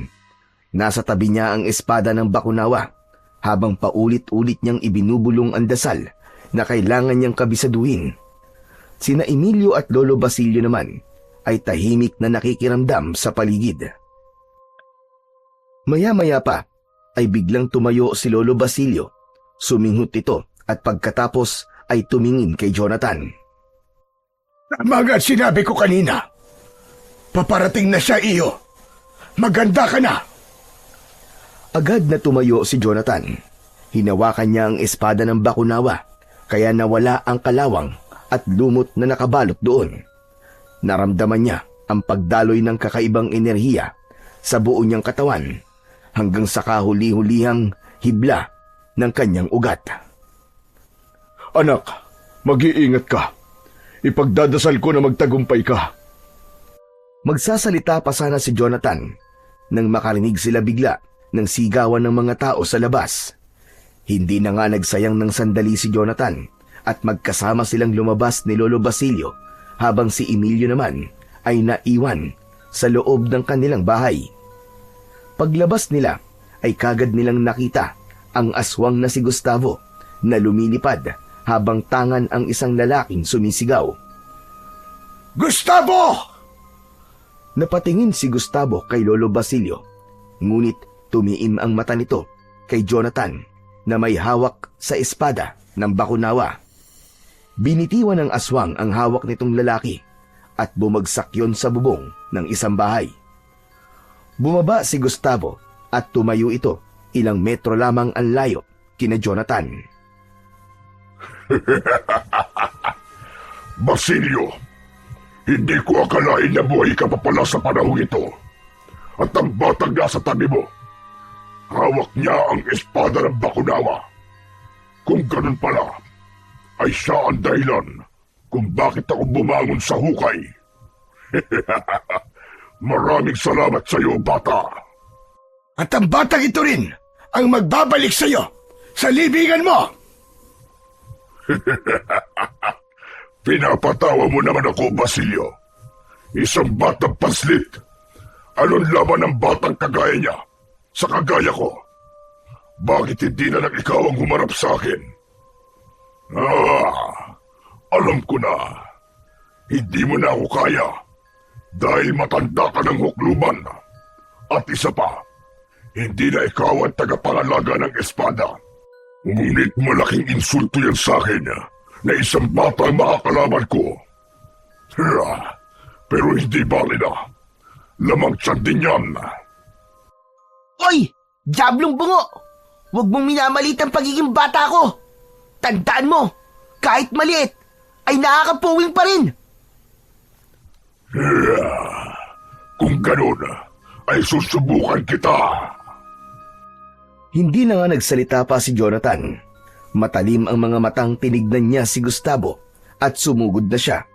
Nang malapit na siya sa kalaban, ay hinataw niya ito ng espada. Ngunit mabilis siyang naiwasan ni Gustavo. Masyado kang mabagal, bata. Hindi mo ko matatalo kung ganyan kang gumalaw. Ang dami mong sinasabi! Napakaingay mo para sa isang aswang! Muling umatake si Jonathan. Sumalubong ang mga kuko ni Gustavo sa talim ng espada at lumikha yun ng pagkislap na tila apoy. Umatras si Jonathan. Mabilis siyang tumakbo sa gilid ng aswang upang doon naman umatake. Ngunit isinangga ni Gustavo ang braso nito sa espada. Bahagyang bumaon ang talim nun at tumalsik ang dugo nito. Malakas na hinampas ng pakpak ni Gustavo si Jonathan na naging dahilan para tumilapon siya at bumagsak ng pasadsad sa lupa. Pagmasdan mo, Basilio. Yan ba ang sinasabi mong tatalo sa akin? Biglang lumipad si Gustavo at mula sa ere ay bumulusok ito kay Jonathan. Gumulong pa kaliwa si Jonathan upang makaiwas at agad siyang tumayo. Doon na sila nagpalitan ng pag-atake. Sa bawat saksak ni Jonathan sa aswang ay may katumbas na hampas ng pakpak ng aswang o pagkalmot ni Gustavo. Sa isang mabilis na pag-atake ni Gustavo ay nagawa nitong makalmot sa balikat si Jonathan. Napaatras siya at bahagyang nanlambot ang kanyang mga tuhod. Espada ng Bakunawa! Bigyan mo pa ako ng lakas. Gabayan mo ko at huwag mong hayaan na matalo tayo sa laban na to. Walang ano-ano'y nagliwanag bigla ang espada ng Bakunawa. Pakiramdam ni Jonathan ay may mga kamay na gumagabay sa kanya ng sandaling yun. Tila may isang pulutong ng mga mandirigma sa likuran niya na kasama niyang makipaglaban kahit ang totoo ay mag-isa lang siya. Muling sumugod si Gustavo pero sa pagkakataon na yon ay mas malakas na si Jonathan. Sinalubong niya si Gustavo. Lumuhod siya at sumadsad sa lupa ang mga tuhod niya. Buong lakas niyang hiniwa ang tagiliran ng aswang. Umalingaw-ngaw ang malakas na sigaw ni Gustavo sa buong baryo. Mas lalo pang lumakas ang loob ni Jonathan nang makita niya ang mga taong nanonood sa kanyang pakikipaglaban. Alam niya na kailangang manalo siya upang hindi na mabuhay ang mga ito sa takot. Nang mapaluhod si Gustavo, ay sinamantala ni Jonathan ang pagkakataon na yon. Sunod-sunod niyang inatake si Gustavo. Sinaksak niya ito sa likod, sa binti at sa balikat. Hanggang sa tuluyang bumagsak sa lupa si Gustavo na naliligo sa sarili nitong dugo. Jonathan! Oras na! Gawin mo na ang orasyon! Lumapit si Jonathan sa nakahigang si Gustavo. Mabigat ang bawat takbang niya at hindi nawawala ang apoy sa kanyang mga mata. Umangat si Gustavo para muling umatake, pero huli na dahil naitutok na ni Jonathan ang espada ng Bakunawa sa tapat mismo ng puso nito. Nanlaki ang mga mata ni Gustavo sa labis na pagkabigla. Diablong bungo ka! Masyado mo ako minaliit ha. Kung nakikita mo lang sana ang itsura mo ngayon, sigurado ako na kahit ikaw ay maaawa sa sarili mo. Maawa ka sa akin. Huwag mo kong ibalik sa libingan. Hindi na ako papatay. Nangangako ko. Katingin mo ba? Papaniwalaan kita. Sa itsura mong yan, hindi ka talaga gagawa ng kabutihan. Katapusan mo na ngayon! Diablong buwang ka! Malakas na sumigaw si Jonathan at walang pag-aatubili na ibinaon niya ang espada ng Bakunawa sa tapat mismo ng puso ni Gustavo. Kasunod nun ay agad niyang binigkas ng buong puso at may diin ang dasal na itinuro ni Lolo Basilio. Terra antiqua, consuma hostem, umbra profana, redi ad abyssum, spiritus mali, ligare a eternum, lux vincit, finis fiat. Uminit ang hangin sa paligid. Nagsimulang yumanig ang lupa habang sumisigaw si Gustavo. Bumuka ang lupa sa ilalim ng aswang at mabilis itong nilamon nun. Muling sumara ang lupa at naiwan sa ibabaw ang kalahating bahagi ng espada ng Bakunawa.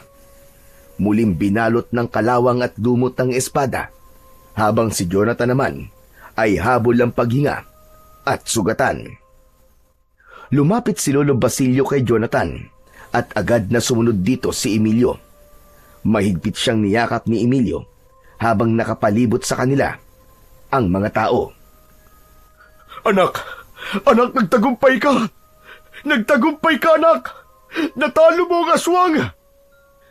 Tanging ngiti lang ang naisagot ni Jonathan dahil sa pagod at mga sugat na kanyang nakuha mula sa pakikipaglaban ay unti-unti nang nanlabo ang kanyang paningin hanggang sa tuluyan na siyang nawalan ng ulirat. Nang bumalik ang malay ni Jonathan, ay nasa loob na siya ng isang kwarto sa ospital. Nasa tabi niya ang kanyang ama na si Emilio at si Lolo Basilio na kapwa nakangiti sa kanya. Tay, ano pong nangyari? Parang nanaginip po ko, Tay. Natalo ko raw po yung aswang na si Gustavo. Hindi yun panaginip, anak. Totoong natalo mo siya. Naibalik mo siya sa ilalim ng lupa. Ama ang ama mo, iho. At talagang hindi nagkamali ang espada ng Bakunawa sa pagpili sa iyo. Pero sana ay wala nang magtangka na muling hugutin ang espada. Dahil ang kapangyarihan at lakas na taglay nun ay may kakambal na sumpa at kamatayan. Makalipas ang ilang araw, ay nakalabas na si Jonathan sa ospital. Simula noon, ay nawala na ang takot ng mga tao. Marami ang humanga sa batang si Jonathan dahil sa kakaibang kabayanihan at tapang na kanyang ipinamalas. Kahit ang dating palaging umaaway sa kanya na si Budoy, ay isa na sa mga naging tagahanga niya.